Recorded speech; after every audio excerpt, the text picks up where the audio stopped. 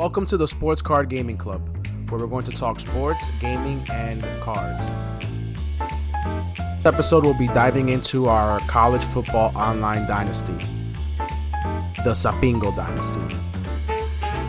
Brought to you by the good analysts at Google Gemini.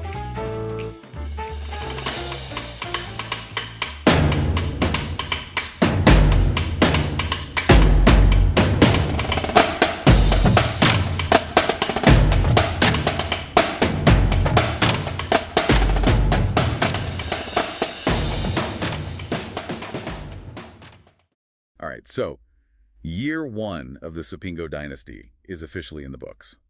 And for this deep dive, we really have to unpack what just happened, because it did not go according to plan. Did the predictions we made actually hold up against, the hard reality of the simulation? Well, the most fascinating thing right off the bat is that the whole not premise... according to anyone's plan, I don't think. You have to start with the whole premise, right? The under 80 league. Exactly. Coaches could only pick teams rated 79 overall or less. So we were all expecting, a bit of a slow burn, a rebuild. A long, painful rebuild for some, but that is not what we got. I mean, you look at the four coaches. You had Ricky at Memphis. Memphis rallied. They finished 6-6, and they actually won the Frisco Bowl.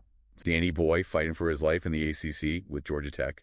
And then you had the other two, Big Raj at UNLV, and of course, Anglo at James Madison. And that's where the separation happened. Shattered. Completely shattered. By one guy, really. Anglo. The MVP of year one, no question. He didn't just compete.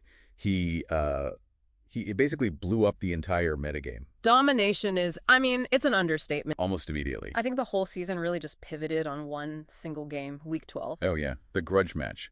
Ricky's Memphis versus Angelo's ranked JMU. And you have to remember the context. Memphis was 5-5. They were clinging to bowl eligibility. They had everything to play for.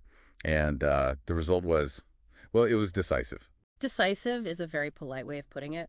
The reports were blunt. Angelo kicked his ass. Uh-huh.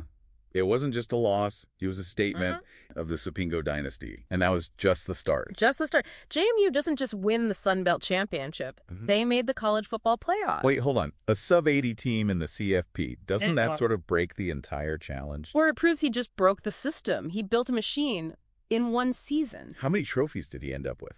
8. 8 total trophies. That includes both offensive and defensive coordinator of the year. It seems like he just found an exploit with his scheme. Wow. It's absurd. He built a real system there. He really did. It wasn't about one guy. But here's the thing. While Angelo was building that incredible team success story, Big Raj was doing something completely different, but just as spectacular out in Vegas. Yeah, we have to talk about Jaden Thomas. UNLV running back. Officially the Heisman Trophy winner. After a few weeks, was there ever really any doubt? No way. The stats were just legendary. He was averaging an incredible 9.5 yards per carry. He didn't just break UNLV's touchdown record, he shattered it. So it brings up this fascinating question, right? What's more valuable in year one? The team's success, the playoff berth. Or the once-in-a-generation individual superstar. Yeah, that's the real debate. Well, if you go strictly by the final trophy tally, Angelo, he technically edged out the win. He did. Angelo took home 8 trophies total. And I think the critical ones, the ones that tell the story, are the coaching staff awards. Right. Is maybe the key to just surviving. Okay, so that sets the stage for year two. And all the sources point to one thing being the real nightmare. The off-season, specifically. Recruiting. It's just brutal for these one-star schools. So if you're keeping score at home, the final card for year one is this. Angelo's the clear winner. Big Rog is runner-up with the Heisman. Ricky is the survivor, the bowl champ. And Danny Boy is the dropout who fled to BYU. Which leads to a really interesting question, for the bigger picture. Does Angelo's huge success in year one actually make year two harder for him? How do you mean? Well, when you're a one-star school, replacing talent is almost impossible. The source is clear. Recruiting isn't just hard, it's an absolute nightmare. A fight for your life just to get a 3-star tight end. So the question isn't whether they can win anymore. Angelo proved that. The real test is, can they sustain it? Exactly. If the recruiting struggle doesn't kill them, will the schedule finally do it in year two? Something for you to think about as they head into that off-season grind.